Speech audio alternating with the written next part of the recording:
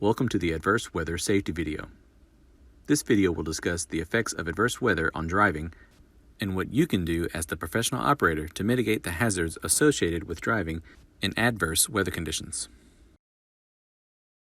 Weather can change in an instant, and you never know when you may have to drive through it. Weather conditions you will experience are rain, snow, sleet, fog, high winds, or other dangerous conditions. These conditions change the way you drive, and you need to be prepared. You'll need to know how your vehicle reacts and what you can do to help minimize the chance of losing control, seeking shelter, or getting involved in an accident. When you experience adverse weather, drive slowly and take extra precaution for those around you. Increase your following distance and give yourself more time and space to stop. Foggy, wet, or icy roads require more stopping distance. Bad weather scares people sometimes, and they may be in a panic driving mode, so expect the unexpected. Leave room in front of you by doubling your following distance. Maintain a cushion of space around you on all sides of the vehicle. If you have passengers, make sure everyone is safe and secure and buckled up where possible. Here are a few tips you can use and things to think about when you're driving in adverse weather conditions. Rain and thunderstorms. Reduces traction up to 55%. Slow down by at least 25%. Especially when approaching bus stops so you don't splash the customers. Increase following distance to at least 6 seconds. Look out for areas prone to flooding and avoid driving through deep water. For fog, use your low beams. If visibility is less than 2 seconds, pull off the road in a safe place and contact dispatch. Increase your following distance to at least 7 seconds. In snow can reduce traction up to 75%. You should reduce your speed by 50%. Increase following distance to 7 seconds. Use windshield wipers and defrost to keep windows and mirrors clear. And lastly, ice and sleet. Ice and sleet is the most dangerous weather condition to drive in, so you'll need to be extra cautious. Traction is reduced by 85%. If you start to skid, gently turn your wheel into the skid, ease off the accelerator and brakes, and increase your following distance to 8 seconds. Remember, when you experience adverse weather, drive slowly and take extra precaution for those around you. Maintain a cushion of space around your vehicle with proper following distance and always be prepared to react.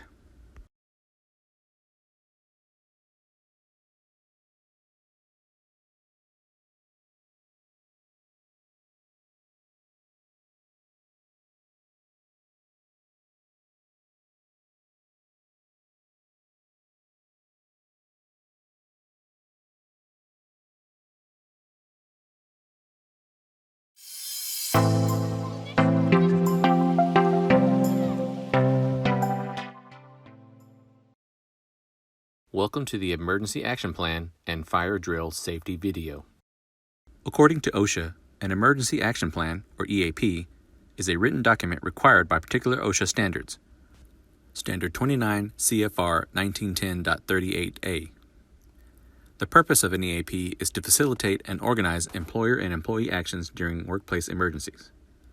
OSHA also states that putting together a comprehensive emergency action plan that deals with those issues specific to your worksite is not difficult. It involves taking what was learned from your workplace evaluation describing how employees will respond to different types of emergencies, taking into account your specific worksite layout, structure features, and emergency systems. Once you develop an EAP, you will need responsible, trained individuals who can supervise and coordinate activities to ensure a safe and successful evacuation. Get with your safety manager or division manager to find out more about your specific EAP. Next up, fire drills. You should conduct a fire drill for your facility and bus or other transit vehicles to ensure that you know what to do in case of a fire. Your fire drill should include a scenario of a fire. For example, a fire drill on the bus should include the following steps. Shut off all electrical power. Notify dispatch immediately and request fire and emergency assistance. Evacuate the vehicle immediately. Do not open up the hood or engine compartment if smoke or fire is present. Attempt to extinguish a fire only if you are certain that what you are doing is safe. Use the PASS technique. PASS stands for pull, aim, squeeze, and sweep. Pull on the safety pin, pulling hard enough to break the seal if one is holding the pin in place. Position yourself upwind of the fire and don't breathe the smoke. Remain as far away from the flames as possible, letting the wind carry the fire retardant toward the fire source. Aim the fire extinguisher at the base of the fire, not the flames, so you can affect the area that is actually burning. Squeeze the handle to activate the extinguisher. Sweep the extinguisher back and forth across the burning material. Continue extinguishing until whatever was burning has been cooled. If the fire cannot be extinguished, use the fire extinguisher to clear an escape path. The fire extinguisher can be used to break through a window if you become trapped or only have that exit option.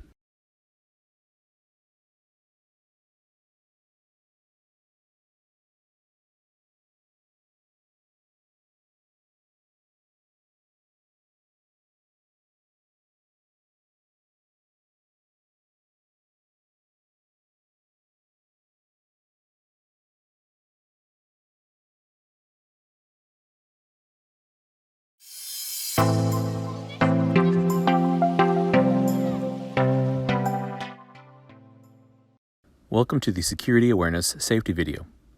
In this video, we will talk about what to look for and be aware of when we are performing our duties as a transit operator professional throughout the day.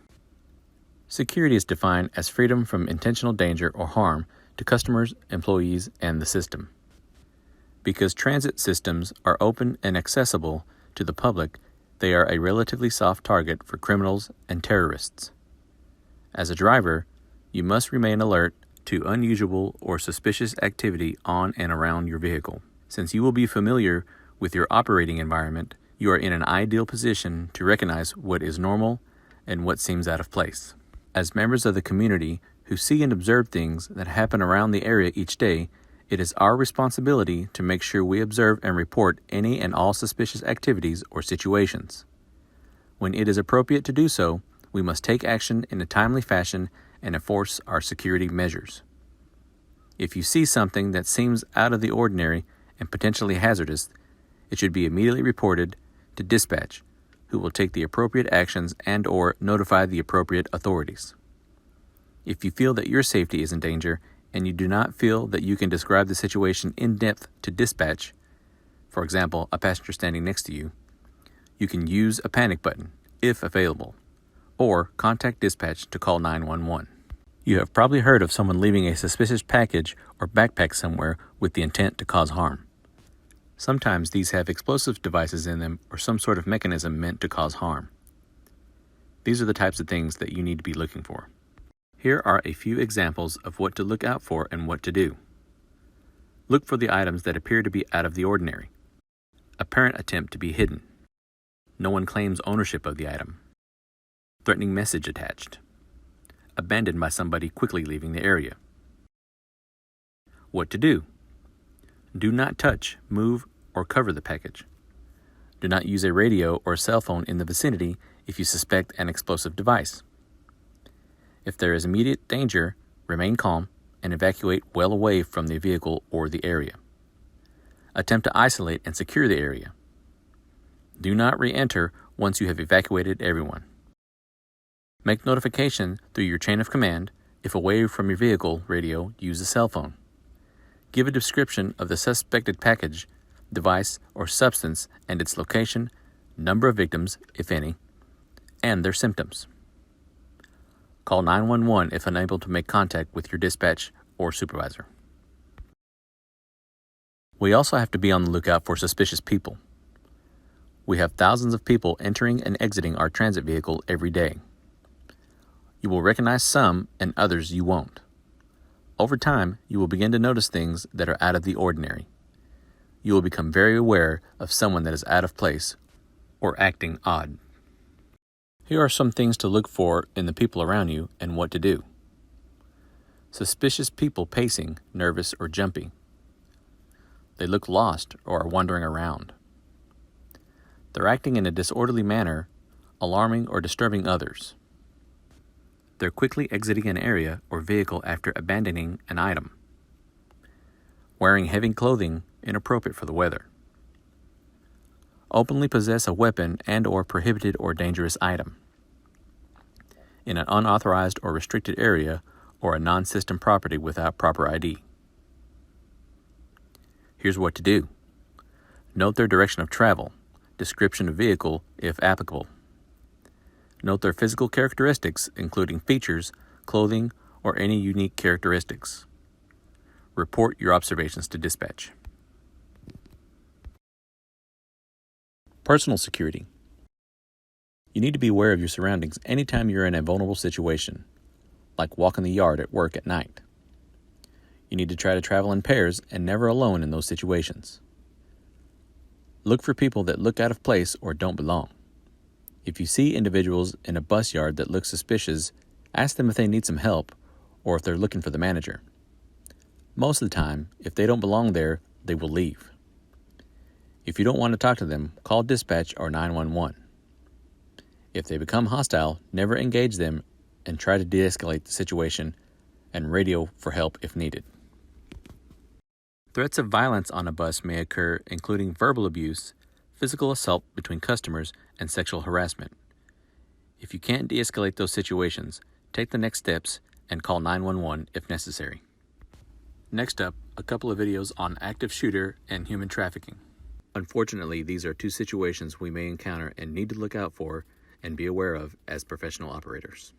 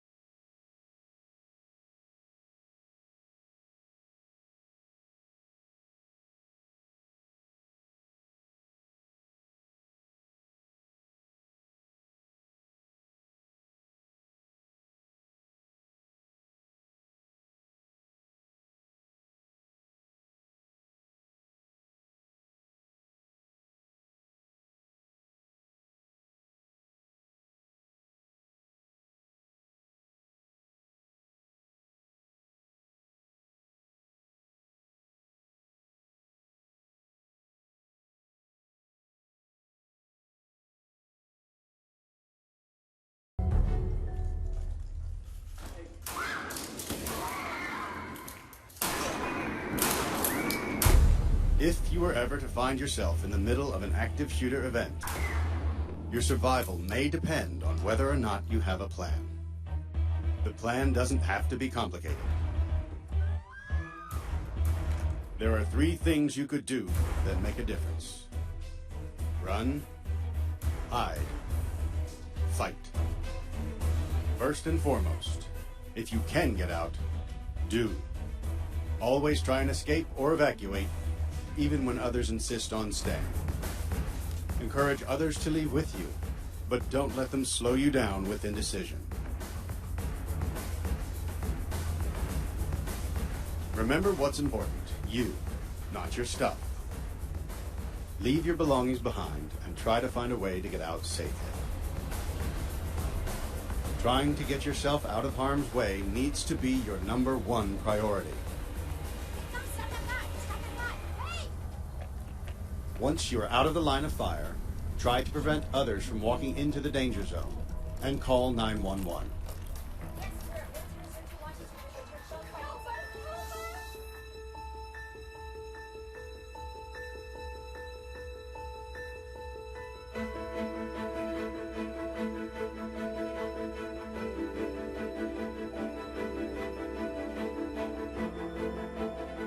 If you can't get out safely, you need to find a place to hide.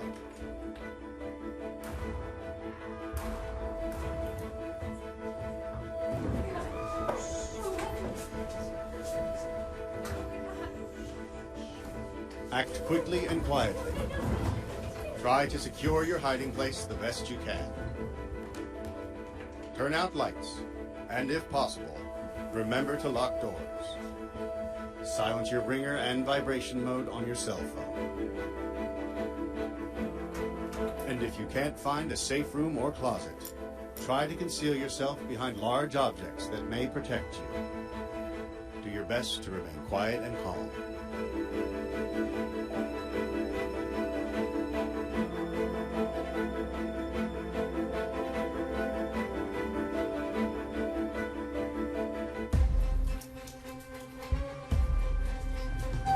As a last resort, if your life is at risk, whether you are alone or working together as a group, fight.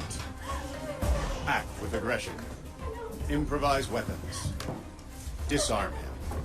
And commit to taking the shooter down, no matter what.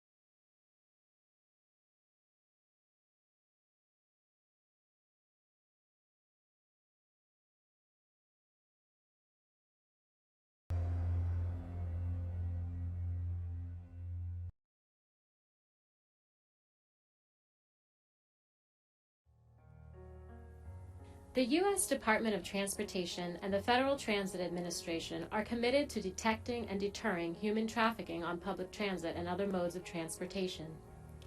In 2018, Transportation Secretary Elaine L. Chao established an advisory committee to develop recommendations to combat human trafficking.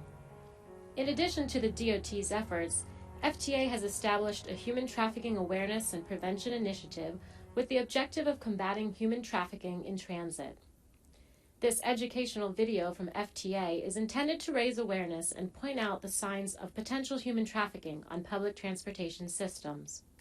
Human trafficking is modern-day slavery. It is one of the world's fastest-growing crimes, with millions of men, women, and children trafficked every year in countries around the world, including the United States.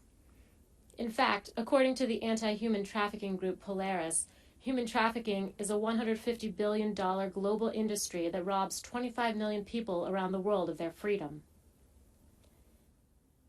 Human trafficking is a crime involving the exploitation of someone for the purposes of compelled labor or a commercial sex act through the use of force, fraud, or coercion. Where a person younger than 18 is induced to perform a commercial sex act, it is a crime regardless of whether there is any force, fraud, or coercion. Victims can be anyone from around the world or right next door, women and men, adults and children, citizens and non-citizens alike. Coercion can be subtle or overt, physical or psychological. Traffickers might use violence, threats, manipulation, or the promise of love and affection to lure victims. Exploitation of children under 18 for commercial sex is human trafficking, regardless of whether any form of force, fraud, or coercion was used. Trafficking remains largely hidden. Victims rarely seek help because of language barriers, fear of punishment from their traffickers, and fear of law enforcement. Although human trafficking does not require travel, almost every type of human trafficking intersects with transportation systems at some point. Trafficking victims are moved using all modes of transportation, including transit. U.S. DOT leads Transportation Leaders Against Human Trafficking, a multi-agency federal initiative focused on the prevention of human trafficking through policy, training, and education. The initiative builds awareness among transportation operators and the traveling public to fight the spread of trafficking in the U.S. Transit buses and light rail and subway systems may be a mode of transportation used by traffickers because of the low cost and limited interaction with officials. They allow more anonymity in obtaining fare cards and less attention from frontline transit workers. Although sex traffickers recruit victims wherever opportunities present themselves, bus stops and train stations present especially good locations. Traffickers are particularly interested in the runaway and homeless youth in these venues, which may serve as shelters of last resort. A 2017 Polaris survey of trafficking survivors bears this out, finding that 63% of survey respondents use mass transit such as public buses, subways, and publicly accessible transportation services, including long-distance buses, taxis, and ride shares. Public transportation also plays a role for victims attempting to escape. A survivors survey found that 26% of respondents use public transportation in at least one of their escape attempts. Buses are the most frequently used method of escape because of the relatively low cost and high levels of safety. These survey results underscore the need for transit agencies to be actively engaged in deterring human trafficking through awareness programs for both employees and passengers. Some transit agencies are taking steps to ensure their employees are trained to identify and report potential trafficking situations. Training often includes raising awareness of clues and suspicious behaviors that may indicate the occurrence of human trafficking. This video is meant to supplement agency-specific training on human trafficking and reflects a renewed federal focus to combat human trafficking under U.S. DOT's Transportation Leaders Against Human Trafficking initiative. The following are definitions of human trafficking and trafficking victims.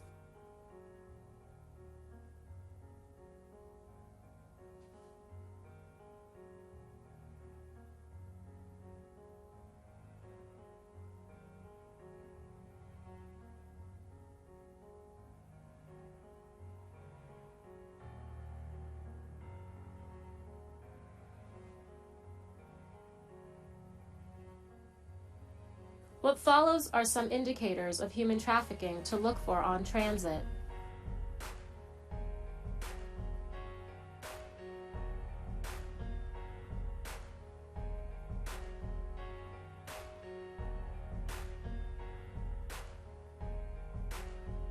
Suspicious behaviors that can be associated with human trafficking include some of the following.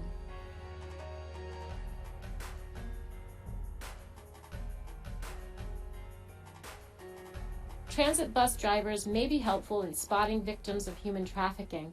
Drivers assigned to specific neighborhood routes with consistent interaction with daily riders may be in a good position to spot victims of trafficking. Passengers, operators, and other transit personnel should not attempt to confront a suspected trafficker directly or alert a victim to suspicions. It may be unsafe to attempt to rescue a trafficking victim. You have no way of knowing how the trafficker may react and retaliate against the victim and you. If you believe you have identified a trafficking situation, immediately alert law enforcement by calling 911. If you identify a victim who has escaped a trafficking situation, here are organizations that can help with shelter, medical care, legal assistance, and other critical services.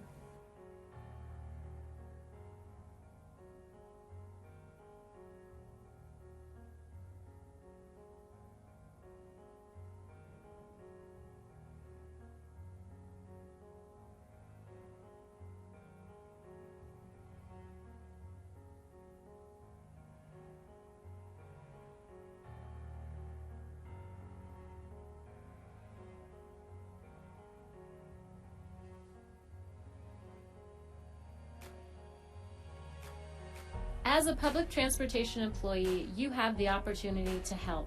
Stay alert and report suspicious behaviors.